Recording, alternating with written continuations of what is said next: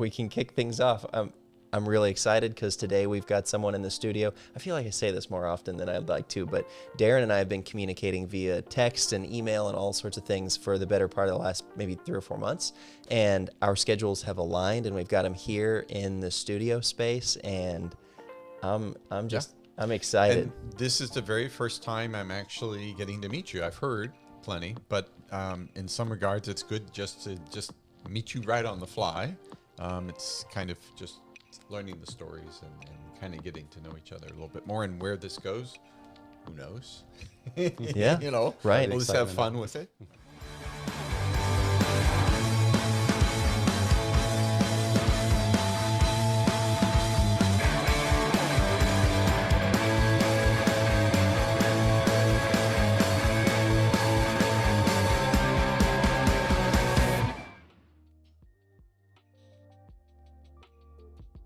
We've really wanted to come out to Silver Spring and see you in action. And from someone who works with a lot of visual elements, it's been something where I'm like, oh, to capture that in beautiful like slow motion or 4K or see those movements and just the interactions that you have. I feel like capturing that on cam would be really special.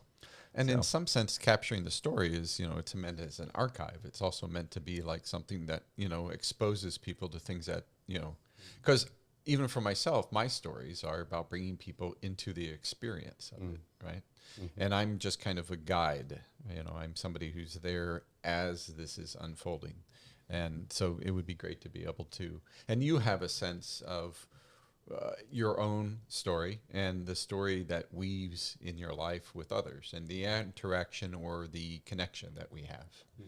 And you have it from a unique perspective, I as well as a physician, but as a caregiver, and yours, and I'm not even going to postulate. I'm going to let you guide us. Yeah. Well, thank you. I appreciate so much the spirit of this effort. Very much holistic healthcare practitioners need to band together and tell our stories and communicate more, especially because there's a little bit of a witch hunt in some ways out there. Why do you think there is a witch hunt? Oh, well, because it threatens profits ultimately. Yes. I couldn't agree more. That's the key. You can't figure out where the story is coming from, follow the money trail, right? Exactly. Yes. Very much so. Yeah, and it's hard because I've seen a lot of things in my few years of therapy practice that are very frustrating. So it's a real struggle, and this is a beautiful way of shining light on the whole thing. So talk about myself is a little difficult, but on the spot. Yeah.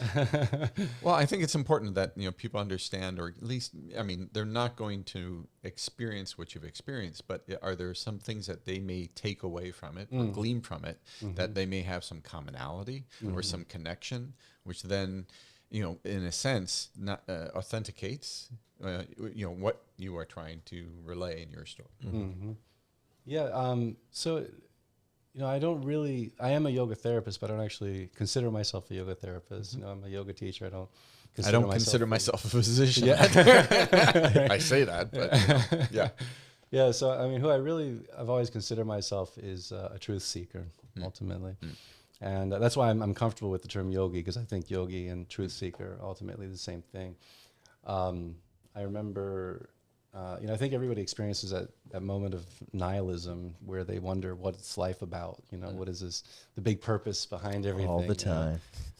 So strangely enough, that happened to me when I was 4 years old. I had my first experience of boredom, and I really was kind of weirded out. I was like, why am I here? What is the purpose of this whole thing?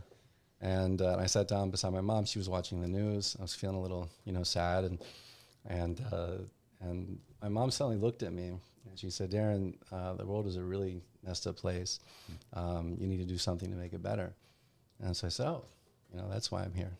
And so I really, took that to heart. And when I started wondering what is wrong with the world, the thing that seemed weird to me was like, everybody's fighting because the truth isn't known, and it's, so it was like the easiest solution to me if I can just find truth, then I can help the world. Right? So I started really, especially in high school, diving into philosophy and a lot sort of existential, questioning. And but I was getting really depressed in high school also.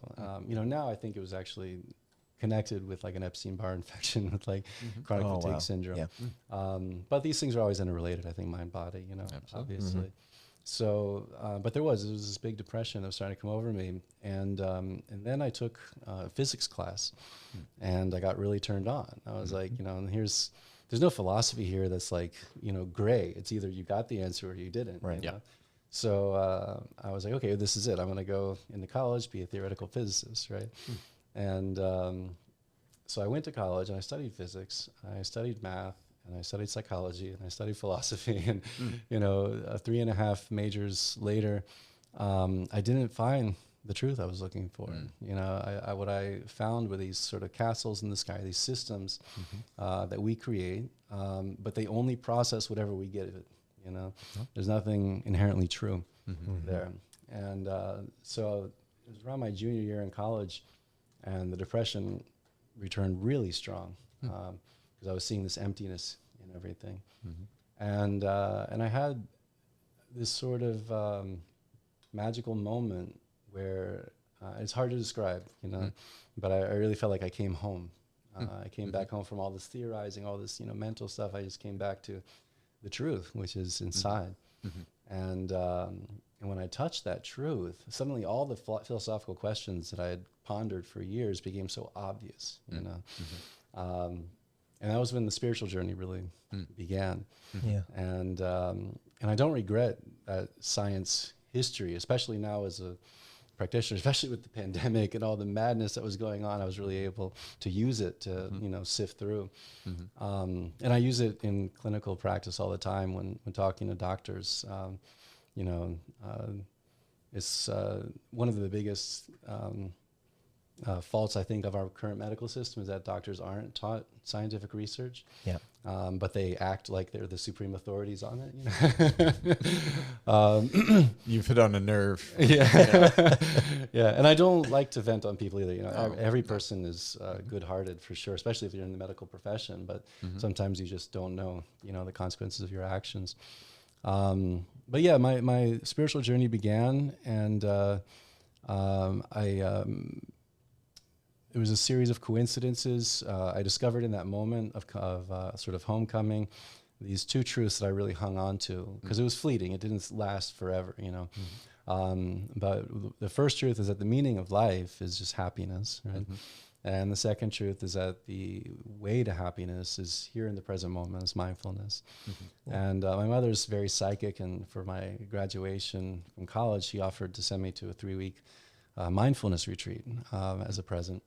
And it was with Venerable Thich Nhat Hanh. And so I went and did that 3-week retreat, and I was so amazed with these monks and nuns who were not just, you didn't just know it theoretically, but this was their practice, It was like really squeezing every drop out of life, out of the present moment.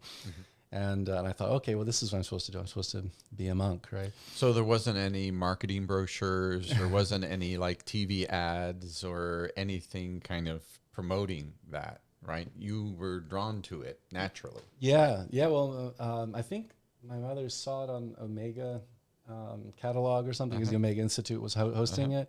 But, she just got this like hit and called me up, and I didn't even know at that moment when she told me about it who Thich Nhat Hanh was. So I didn't know like the immensity of the blessing I was receiving. But it was a very blessed retreat. And then I went to France, and I lived at Thich Nhat Hanh's monastery in Plum Village for about 6 months. Oh, wow. And but then this is where my story starts to maybe get a little crazy, and I, hesitate to share too much of it because I don't want people thinking I'm a total lunatic. But I was influenced. I'm the total nut job. Okay, so great. So don't worry about it. Once those who know me know I'm a nut job. So, yeah, pale by comparison. Yeah, this is where credentials help out. But I come across this book by an American his name was Ed Carlson, and the title of the book was I Walked to the Moon and Almost Everybody Waved. And his nickname was the Waver, because he basically lived as a bum, you know. He walked across the country and he waved to people just to send his love to them. Yeah. And his story was so phenomenal, and just especially the theme of placing your faith in the universe, and the universe always provides. And then I discovered about Peace Pilgrim, who very similar, you know, life story. And so I was inspired to try and do that, you know, instead of becoming a monk in a monastery, try and be a monk outside of the monastery and just live on faith. And I managed to do it almost for 4 years, living with this sort of vow to not work for money, you know. And I moved to DC because all the signs were sort of pointing here for whatever reason. And I started teaching yoga because it was something easy that I could do. Oh, I should share the other part of the story. When I left the monastery, I traveled Europe for another 9 months or something like that. Wow. And then I came back to the States, and I discovered, when I was in Europe, I discovered this yoga ashram called Yogaville, which was, you know, 3 hours from where I grew up in Virginia Beach. And it's sort of funny to learn about it all the way over in Europe. But Yogaville is the ashram of Swami Satchidananda. It was a great ecumenical spiritual teacher, a great yogi. He was called the Woodstock Guru because, you know, he gave the address at Woodstock, and the electric moment, you know, you're in front of, like, you know, hundreds of thousands of people, and the first thing he says, the greatest power in the universe is sound, right? But I went there because a friend invited me to check it out, and I had taken yoga in college, actually. I had this strange draw towards it as a teenager. I found a book on meditation, started practicing meditation, and got curious about poses. So I was learning it from a book. But then I met a man in college who was from India, and he was at the same college to get his master's degree. But he had a really interesting story. He was diagnosed with ALS, and by the time he was diagnosed with it, it had progressed so badly that the doctors had given him only a few months to live, essentially. So he moved into a yoga ashram and started practicing yoga every single day, and 4 years later declared himself fully cured. And then came to America to get his master's degree. Right? So I was incredibly blessed with this initial introduction to yoga as a miraculously healing practice, you know, a practice with almost what you get a supernatural healing capacity, you know, in that there's no, you know, scientific explanation for it yet. But, you know, he was traditional Indian disciplinarian. After a few years, I was like, you know, this is a little too much for me. And so when my friend originally told me about Yogaville, he was like, you want to go check this place? Like, you know, yoga, I've been there, I've done that. And he's like, well, it's called Yogaville, and it's really close to you. It's this amazing place with this, you know, universal message, and you might want to check it out. I was like, okay. So I went, and, you know, I went for Guru Purnima, which is sort of the most holy night out of the Hindu calendar to the Guru. And that was when I first met Swami Satchidananda. And there were these incredible stories about him from all the devotees. I was really impressed. But when he got up on stage, the first thing he said is that, you know, the real guru is within you. You know, that was when I was sold. And I was like, okay, you know, this isn't about any kind of cult thing. This is about empowerment, you know. And so I lived at Yogaville for, it was at least 6 months. I'm trying to remember if it was like a full 9 months or not. Gonna pause there for a moment because I have my phone. Always caught. Apologize to everybody. No problem. And I'm going to turn it off. What the heck? Okay. When do not disturb breaks. Disturbs. I apologize immensely. No problem. Carry Mindfulness bell, that's all. Yes. So yeah, after living at the ashram for 6 to 9 months, they had a wonderful karma yoga program, which means, you know, you're working in exchange for your stay there. I had a really full education in yoga. So by the time I moved to DC and started teaching yoga, it was one thing I could do that easily lent itself to donations, you know. Mm-hmm. And I found studio owners back then, at least, that were willing to offer classes on donations. And so, but you know, it's a metropolitan area where people don't get the donation thing also, you know. Yeah. And so they think, oh, the studio is offering a donation class, that means it's basically free. So I still was really struggling to make ends meet, but I managed. And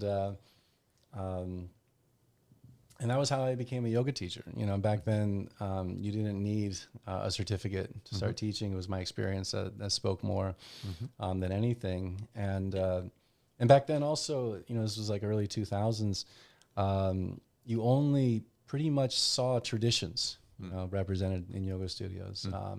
It was very much, you know, the question is, you know, not what yoga do you do? You know, it was like, what's your lineage? You know, because that's a real sort of relationship with yoga.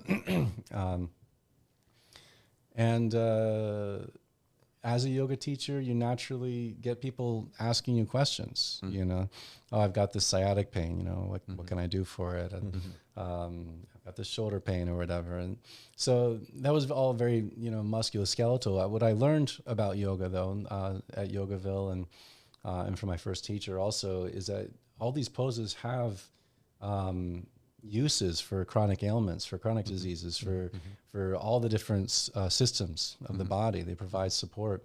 And so it naturally, I found myself, you know, talking to people and they say, oh, I'm suffering with this. Say, oh, you know, this pose can help you.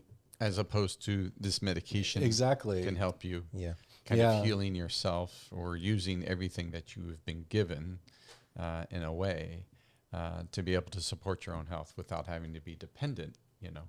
From my perspective, it's some things that I've touched on. One is that you are not a passive, you are engaged, you know, and you're seeking knowledge, you're seeking truth. And that's an active effort as opposed to being passive and just sitting back and expecting the world to give it to you. You're going for it in a sense. And I think that's one of the things as a caregiver, I always try to emphasize that I am here on a journey with you to take you to a place where you will find health and happiness. And that could be in a multitude of different ways. It's not, here's the pill, come back and see me in a month, right? Which is my frustration. And I would say even from where I'm trying to align the connection is my background is in science and research. And I resisted medicine as a career for a very long time. But there was a certain sense of the core sciences and being in a laboratory that was claustrophobic to me. And I wanted to go out and explore.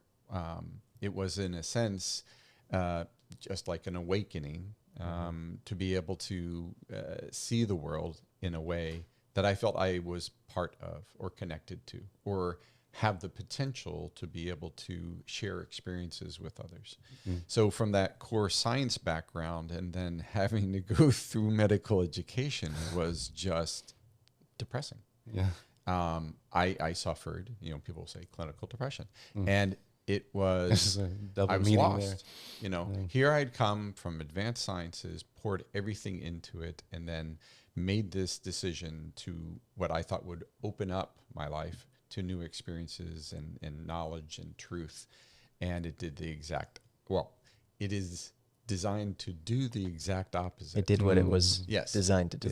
And the design is to build factory workers. You know, it's to just peddle the medications and everything and down the line. It doesn't matter what the product is at the end because we've made the money by that time.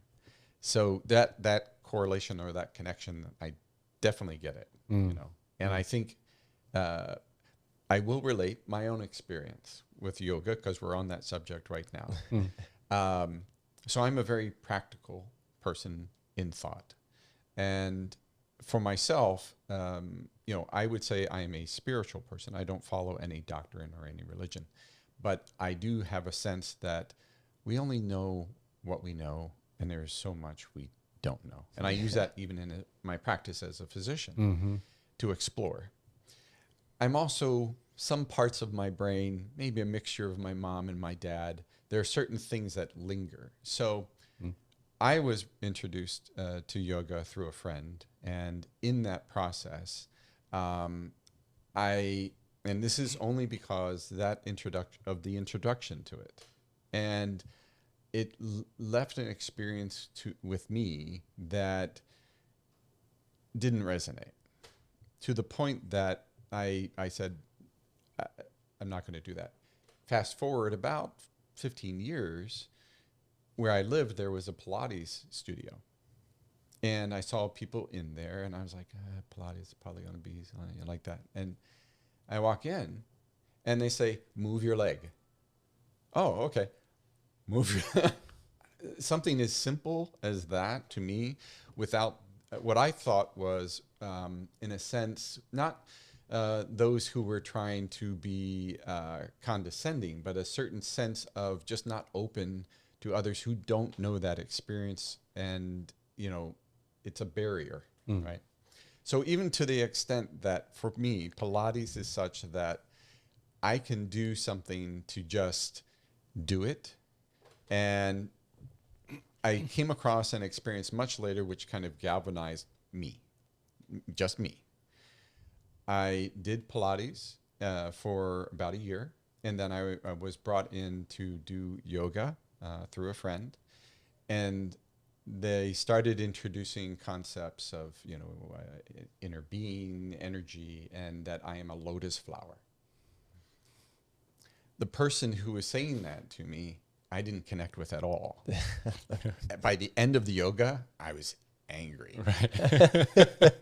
And so I'm just saying this because who I am and my age and those sorts of things, that initially I would like to explore this, that, and maybe going out and seeing that may change or bend my mind in a way that, because I've only really done yoga, a few occasions and in situations where I left feeling like, whereas in Pilates, do it in my leg, and Sure. I'm done. I feel energized. I'm done the breathing.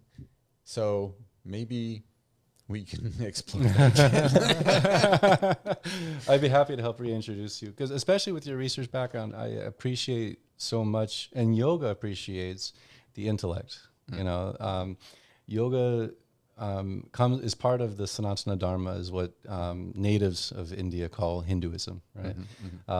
And it's not a religion. Sanatana Dharma means the eternal way. It's an eternal truth. And it really is, as I was talking with John right before the podcast here, it's a science. It's a science of consciousness. And the reason I was drawn to it is because of all that intense philosophizing I did in college, and all the intense study of science, that I realized is like, okay, you have these physicists testing the universe, and they're never asking the universe, are you aware of me testing you? They're assuming the universe is dead. They're assuming that I'm the only source of intelligence, right? And as a scientist, my intelligence is testing everything that's not intelligent, right? When you flip that on its head and you realize that consciousness is actually all there is, this is nothing but the play of infinite consciousness, then you have a totally different metaphysic, and it plays out in a scientific way that was perfectly captured by the sages. And that what yoga is the science of consciousness. And it applies whether or not you believe in God or not. They have a whole segment of teachings for atheists, because the goal is the same, right? It doesn't matter how you get to the goal. Fascinating. Yeah. And one thing about the empowerment issue, I forgot to mention that I worked at a psych hospital, because when I was in college, I was triple majoring in math, philosophy, and and physics. And I was like, wow, I'm really triple majoring in unemployment here. So, and I had this sort of heart desire too, to want to be, of service to people. So I added on psychology, thinking maybe I could be a social worker. And when I was studying psychology in the university, I was really depressed to see how primitive it was. It was really, it still is in its early stages, and thinking of people just in terms of chemicals, because that's the only thing you can actually hold on to with a Western science understanding of the world, right? It's we're just physical reactions of chemicals happening, right? And so when I went, I thought there was a sort of inhumane look at mental illness, when I was reading the psychology text. But I didn't have interactions with these populations. I didn't know what it was like, so I was reserving judgment. And then I worked in a psych hospital for about a year down in Virginia Beach as a mental health counselor or whatever. And basically the muscle when people get out of control. And it was very intense and hard to, with that model of understanding, to tell people you have a chemical imbalance. Here's a pill you have to take for the rest of your life. It was basically like day after day, disempowering. Yeah. When I started sharing yoga at the psych hospital, like, well, here's a pose you can do. And it's going to take me, 5 minutes tops to show you it, and you'll have it for the rest of your life. That was really when I started to turn on to being a yoga teacher. Because it is these tools of empowerment. And yoga is a science of self-realization, of enlightenment, of salvation, nirvana, all these different words from all the different world's faiths. They point to the same thing. And so definitely one thing I struggle with, hearing like your experience with yoga, is seeing how yoga has been metabolized by capitalism. It is extremely rare to find someone who calls themselves a yoga teacher is actually teaching yoga. Most of the time they're teaching fitness. And this is one of the science of consciousness.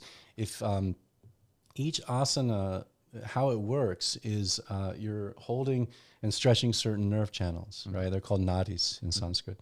And as you breathe, the life force, the prana is flowing through them and purifying them. And there's, the organs are getting benefit. So each pose is like a medicine, but you put the medicine in your mouth when you hold the pose, you taste it, so you're getting the benefit of the taste. But if you don't do corpse pose right afterwards, you don't actually swallow the medicine, right? And so classic yoga, it's always like this. You do one pose, corpse pose, one pose, corpse pose. And you never see that today. It's all like move, sweat. So I've really let go of my bitterness towards the yoga world. Because originally I was like a yoga teacher. I'm like, this is my livelihood. I can't make any money because everybody just wants fitness. And I can't sustain myself. So I did other things. I did carpentry. I did math teaching, things like that. But now we're like twins, because this is like me as a caregiver, which is as a physician, and then I look around and I'm just kind of like, we're the caregivers. And it's, it's disheartening, and that's why I'm hoping, through doing things like this, we can kind of drag people along, and not drag them along, but give them, invite them. Open them to something, the experience of it. That includes yoga. And sort of help restore some integrity to the profession. I was, joking around that MD for most doctors today means minor deity. Yes. But it's so refreshing to meet somebody who has that credential and understands that it's about service. And I am a yoga therapist. I'm certified with International Association of Yoga Therapists. Yoga Alliance, they had this registered yoga school system, which is like, if you teach so many hours in these topics, then we'll register you as a yoga school, right? They never say what you have to teach. So you can literally teach anything so long as you say it's in these topics, and then have a registered yoga school where you're certifying yoga teachers. And so Yoga Alliance is not taking any liability for it. They're not certifying anybody. They're just registering schools. But now suddenly yoga can mean anything that anybody wants it to, right? And this happened back in, I think, 1998 was the first registered yoga school. And so this is how yoga got diluted as a word. I don't regret it at all, because I've done the math, and 1 in 25 people on the planet now are practicing yoga, at least what they call yoga, right? And even if they're not benefiting from the real thing, they're still getting the taste of the medicine in their mouth, even if they're not swallowing it. And everybody's saying yoga, which as a word, yoga itself has the power to grant a realization. It's that powerful a word. So when you trace how yoga came to the West, it came from one of the greatest masters of the past century, Sri Ramakrishna Paramahamsa. And whenever I have the opportunity to speak publicly, I always mention that name, because if you know that name, your heart melts with joy. You know, if you don't know that name, then you need to know that name. Then it's research time. Yeah. Yeah, because he was the guru of Swami Vivekananda, who was the first Swami to come to America and spoke at the Parliament of World Religions and gave this sort of historic, epic speech that blew everybody away and introduced the Western world to yoga. And if somebody as great as Ramakrishna Paramahamsa gave yoga to the world, you know, let it escape India, then there was no mistake in that, I'm sure, you know. And so I trust the plan, even though it's frustrating in some levels. Like I let it go because I know there's a greater plan at work. And but I do have concern about the profession of yoga therapy. You know, I don't want to see it go the same way. So I'm always writing IAYT, you know, like inclusivity is good, but are you, you know, keeping true to the science, you know? Well, Darin, I had a question for you. Toward the end of my mom's life, her mobility was such that I had been very encouraging of her and Dad to sort of explore yoga as a form of movement and as a form of mobility enhancement. And I think where she was with rheumatoid arthritis and other joint mobility issues, that a lot of those things were not even a possibility for her. So I think maybe it's more of a technical question, but for those who are in a state of physical being where those sort of motions and actions are not a possibility in order to sort of initiate this this change, or this almost like a spiritual change, what kind of pathways do you take with individuals who are in that That's boat? a great question. Yeah, thank you. And these are definitely the kind of questions that people should know about. So I'll relate a personal event. Last year, I was working with it's called a Lancelot tool. It's basically a chainsaw and a grinder, and very dangerous. And I injured myself with this huge cut in my leg. Oh, goodness. And, you know, I was hobbling around on crutches for a couple of weeks, and people were like saying, "Oh, you're not going to do yoga anytime soon," you know? And I was like, well, I can still breathe. Yes. You know? Because yoga really is that simple. And even if you can't bend a joint, you can still strengthen all the muscles surrounding it.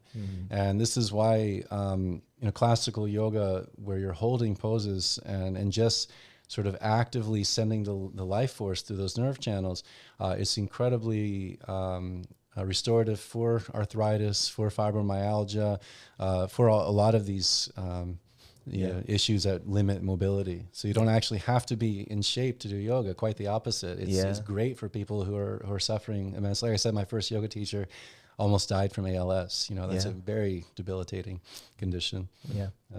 I think that also speaks to some people's like maybe preconceived notions about why they can't get into a certain thing. Maybe it's a mental barrier, right? It's like, oh, well, I can't do that, so I'm not even going to take the first step toward trying to accomplish it.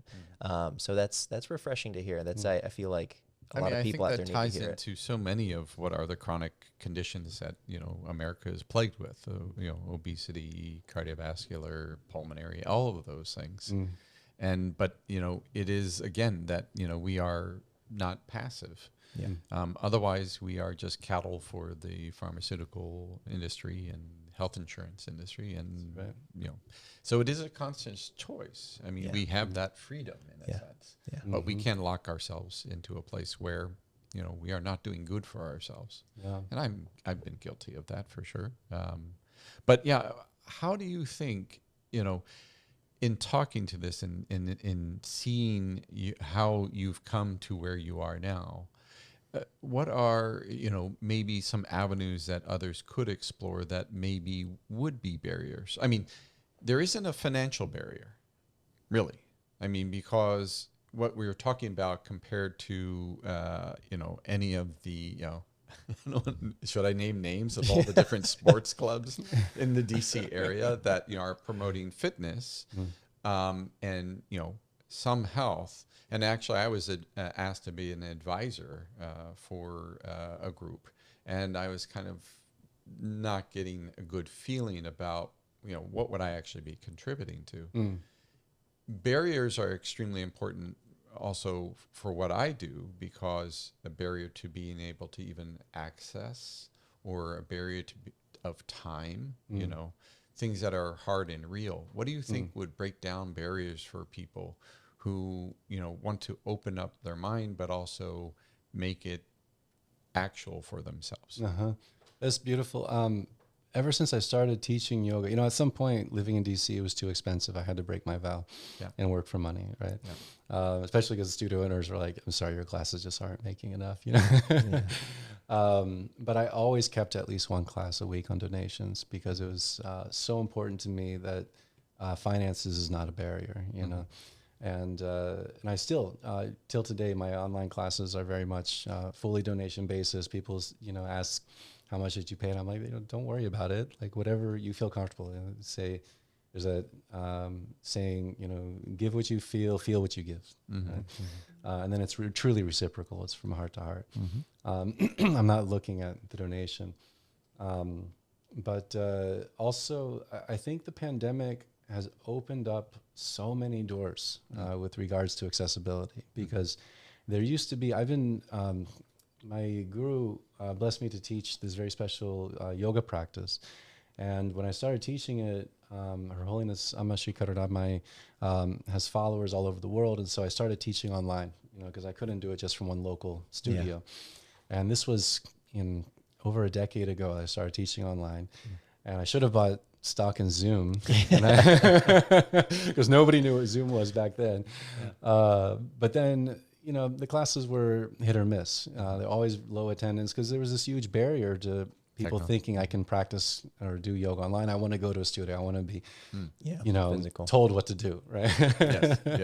And, you know, walk into a place and say, fix me, right?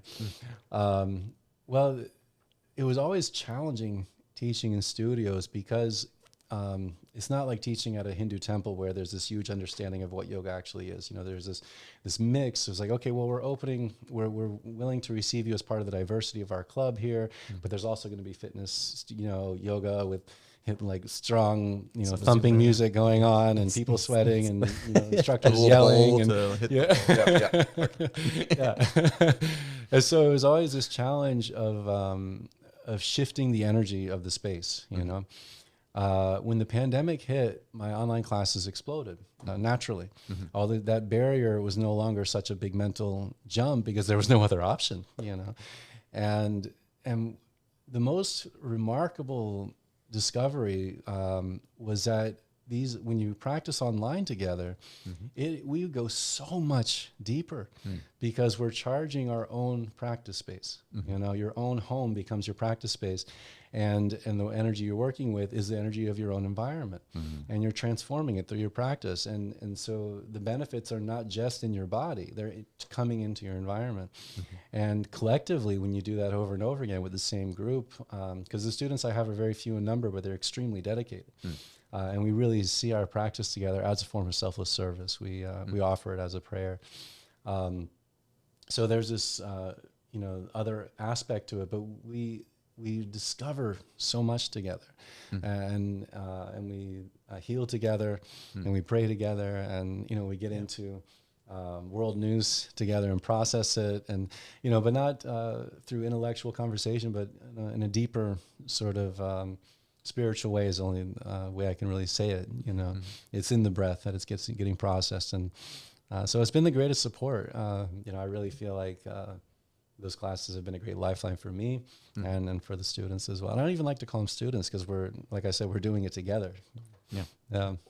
It's fascinating. That is. There's so many things, like my mind is just going because, you know, even in, you know, what I do, you know, I am a physician who goes to somebody's home, and so I get exposed to how they live, you know, and that's one of the greatest disadvantages, I think, in healthcare, is that people go to a little cubicle, and that's where somebody comes in, knocks on the door, examines them, and heads out, you know, and that experience of that gives me more opportunity to say, well, why don't we try this? Why don't we look at, you know, breathing, you know? So very common for patients who suffer from anxiety is to hyperventilate, you know, and one of the quickest ways to reduce that on a purely biological sense is to stimulate the chemoreceptor in the carotid artery by breathing techniques. And I am no way a master, but I know I have sat with patients literally just breathing with them, which you would never do in a clinic. Right. Yeah. That's You know, so we've done the revolutionary. brown bag, we've done the other things, the lying down. And one time I did get a bowl and I sounded the bowl and just said, focus on that and learn strategies. And, you know, my time, you know, there's a limit and it's not like there is a regular schedule for this. I try to plant seeds of things. So, you know, even just yesterday, I had somebody who really is fixated on the idea that the medication is what's helping them. It's not. You need to help yourself. There's something you have to explore that's going to fundamentally change this. And having this medication is not the answer. Ultimately, you know, there are differences, particularly when it comes to the mind and your experience, even in the psychiatric hospital, that what you have seen in terms of peddling the medications, it is a larger social construct of how we deal with mental illness or anybody who needs help.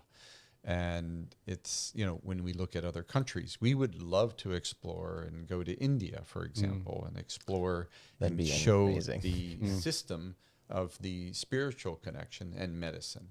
They have Kundalini wards in the hospitals in Yes, India. exactly. And, you know, that would be something to show because here in the United States, and, you know, I'm born and raised in Washington, D.C. I'm rooted here. You know, I will travel and see and explore things because I understand the value of seeing that and experiencing it. But my roots are here. So what I want to do is be able to go out and bring it back, you know, and that would be, you know, we're looking to go to other places like Turkey, understand a little bit more about how they use even folk medicine, you know, and mix it with modern, but also a connection that is unique, you know, and that would be, you know, amazing to explore that with you here someplace and then how to bring it back, you know, because I have to think I'm at the age where it's about what am I leaving behind, you know, and one of the things I constantly tell patients is it doesn't matter. Time tells the truth, period.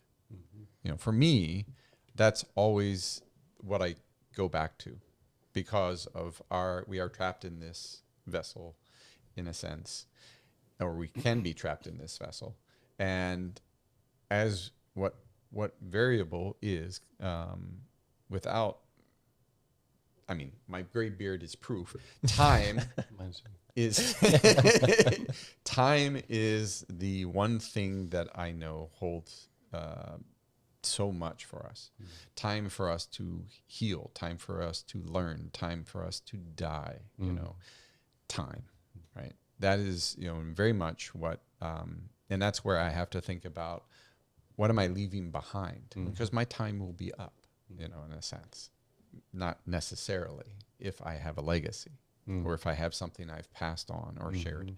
I mean, I think in large part from what I've known, friends who, you know, have expressed their belief system based in Hinduism and Guru is there, you know, there's no time.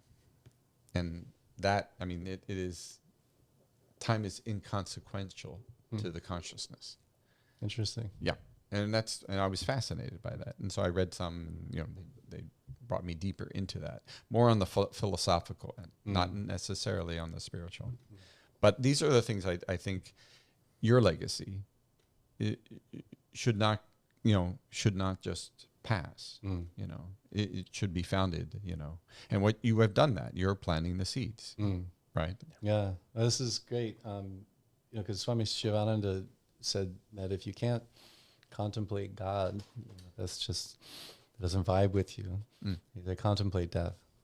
And, you know, time sort of maybe in a non-dual sense doesn't exist, you know, in the ultimate infinite consciousness, what is time, right?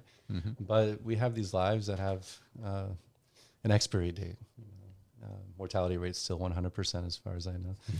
And and contemplating what's the end point of this existence, I think naturally lends itself to getting over this barrier that I think we're really touching on, that it's almost like implanted in our society to not actively seek your healing, but to passively receive it.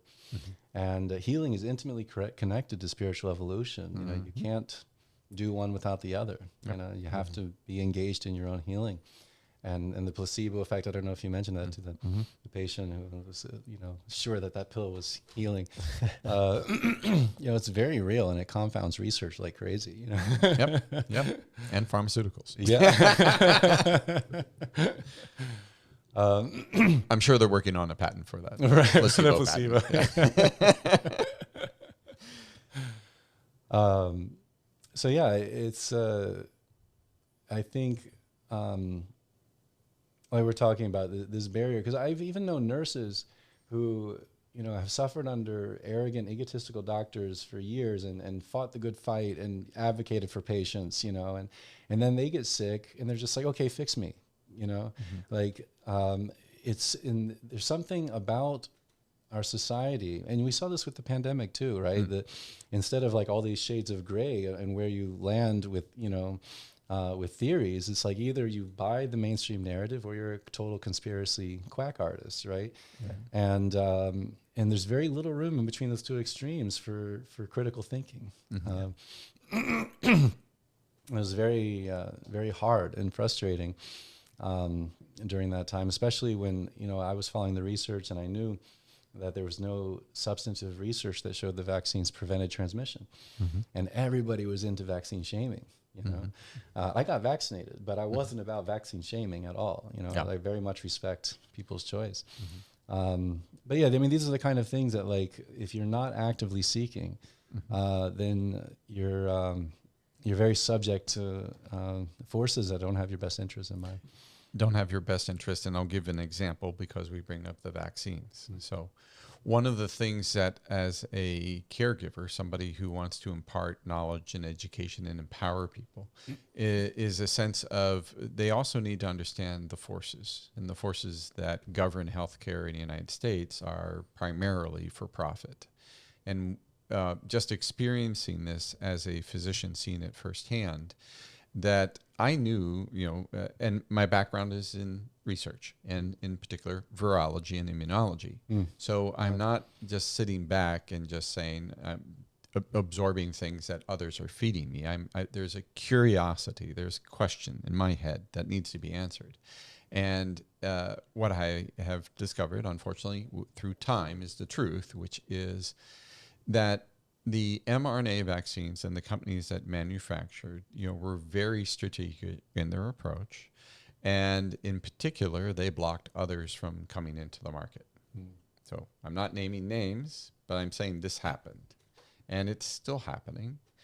The other vaccines were available in other countries, but the market in America for those who are making the mRNA vaccines, they had to protect their product. And that's what they did for a year and a half. Now, the vaccine that was not brought into the market because of these companies making the mRNA vaccines is here. And yet they're still blocking it. I'll give you an example. I went to get this vaccine just recently. And the vaccine that was being blocked for over a year and a half. And I walked into the pharmacy. I had made my appointment. I had selected which vaccine I wanted. And I get in and I sit down. And, the pharmacist said, "Are you sure you want to get that one?"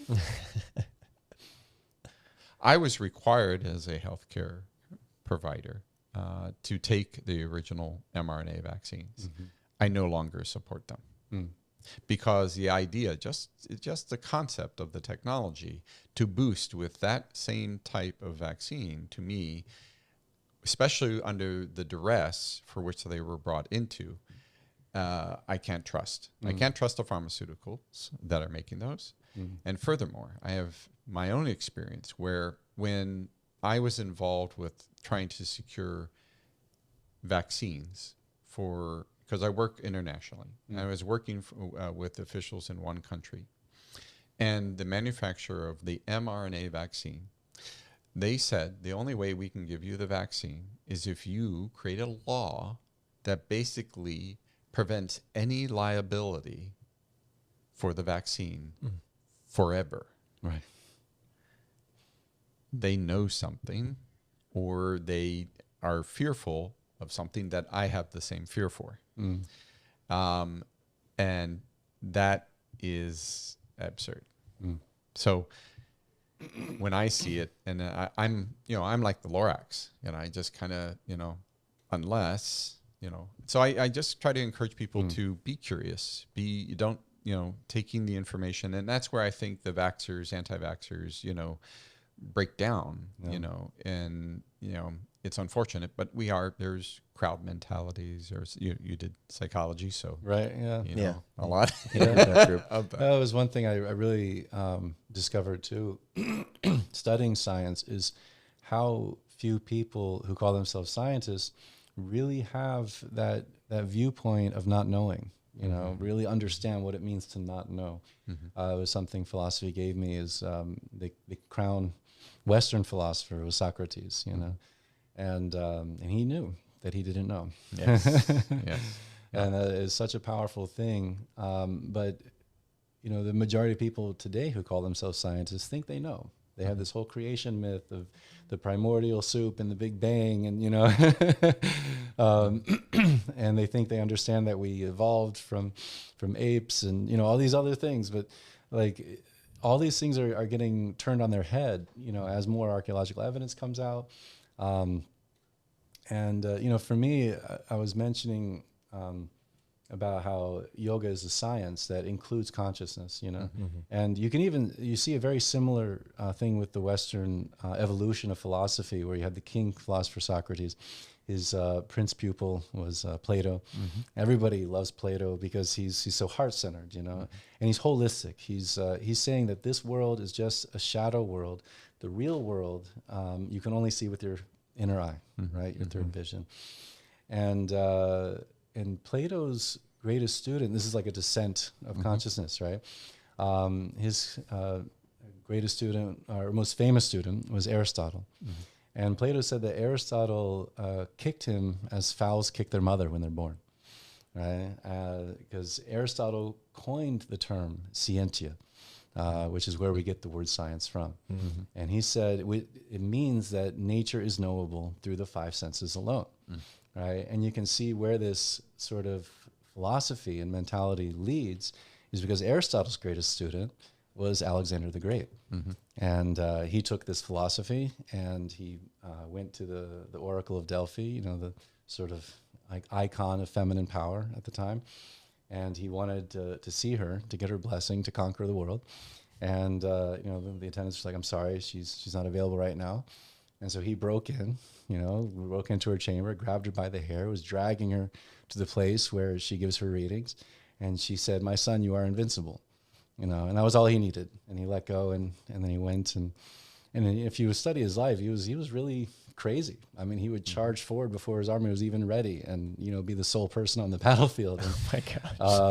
but this is the sort of mentality that happens when you think that the universe is dead and it's just there to be studied. Right? You're denying the creative feminine spirit that's in the universe, and trying to conquer the mystery instead of honoring the mystery. I mean, I do think that, people understanding the origins of thought for themselves, and what we are stimulated every day. There's no question. And I think for people to find a path for themselves that is not just being, subjected to the wishes of others, is a difficult process. You took, and you still take now, 4 months, right? Tell me more. Every year you do 4 months. And no, I don't do it now. Okay, but you did it. Okay. Yeah, it was for about 5 years. 5 years. Yeah, okay. and, all right. I have to. It was probably. I think I did my last tour 6 years ago, 7 years ago, something like that. Yeah. But yeah, I was on tour with Her Holiness Emma Karunamai what spoke to me so much about when I first met Amma and her discourses was Amma was very much about revealing the Vedas as science of consciousness. And I was familiar with a lot of the concepts from my studies of yoga, but the way Amma would talk about it and open the door to understanding all the myriad faces of Sanatana Dharma. Because one of the things that's so weird for us, especially in the West, with sort of this Judaic history of not worshiping false icons, right, is temple worship, idol worship. And, you know, Amma says very beautifully, it's not idol worship. It's like if you have a picture of your family member, you don't mistake the picture for your family member, right? But there is an incredible science to puja. Puja means formalized worship. That if you're training yourself in quieting the mind and becoming more sensitive to subtle energies, you'll experience it very powerfully. It's you know, this is why they don't need as many psych hospitals in India, is because they have temples in every corner providing this immense factories of mental health. You can go in and get blessings and just benefit from the vibrations there. They have blessed items, prasad, that you can take. There's so much science there. So I became very devoted to Amma's teachings right from the start. And there was a connection there that I didn't understand or appreciate till many years later after I first met Amma, you know. I was really incredibly blessed with the opportunity to serve on her tour. It's a very bare bones tour. There's only, you know, half a dozen crew members at most, if we're lucky. And we do everything. We do the bookstore, the audio visual, the stage, the traveling, the all the behind the scenes things. I'm an international dignitarian, so there's a lot of organization that goes on behind the scenes. And so for 5 months, you know, and some crew members followed Amma to India, so it was a year-round thing for them. But for me, it was 5 months out of the year. It would, you know, 20 hours a day. It would be common. You know, I'd be lucky if I got those 4 hours of sleep. And you know, there'd be 1 or 2 days, you know, where you get to rest and recover. But otherwise, it really showed me when you're passionate about something and you're dedicated, you find these reserves of energy that you never knew you had. And you find these abilities and talents that you never knew you had inside of you. I didn't know anything about running sound, but I became the sound guy, you know. And and then I was also became the yoga teacher, you know. When Amma blessed me to teach that practice, I started teaching at the meditation retreats. And it was an amazing experience because the people who follow Amma are incredibly devoted people who are also very erudite in their studies. And I had the experience on 3 separate occasions teaching in different cities where somebody came up to me afterwards saying, you know, I've been studying yoga or practicing yoga for over 40 years, some people 60 years, you know, and this is the most profound practice I've ever encountered. So it was a very blessed opportunity. And I need to get back into that selfless service mode again and find those stores of energy again within me. Well, I think but it's transformative, you know, it carries with you. It's not, you know, when we do get older and, you know, sometimes those barriers are at play, you know, life is about the flow of things. I always tell people, you know, my days are 16-hour days. And when people, you know, and it's crazy, you know, for others, but for me, the way I say it is, this is my flow. Yeah, feels pretty normal. I flow throughout the day. And, you know, others very often will comment like, oh, yeah, that's crazy. You're crazy. And it's like, well, you know, it's the way I know how to pass through time and space and to do what I feel is my purpose. I'm honoring that purpose every day. There's not a day that I'm not, because there is no such thing as a weekday. There's no such thing as a weekend, you know. There's no such thing as spare time, you know. It's just time, and go for it, right?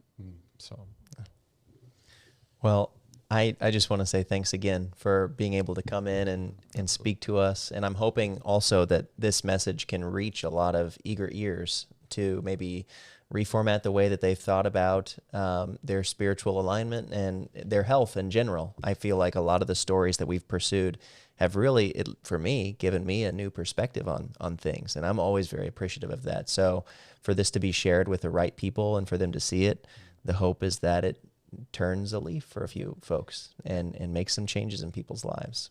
And just got to say thanks for coming in. Oh, this Again. was such a great collaboration. I really appreciate it. And I really hope that this inspires people to become more active in their own healthcare and the care of others too. Yeah. I mean, I think the more that we do to hear people's stories in a format that, people can easily access and bring in their own stories, I think will over time will provide, significance. So, and that is John's legacy. I'm just Working on it. No, You guys are a great team. Yeah. Thank you very much. Thank you very much. Excellent.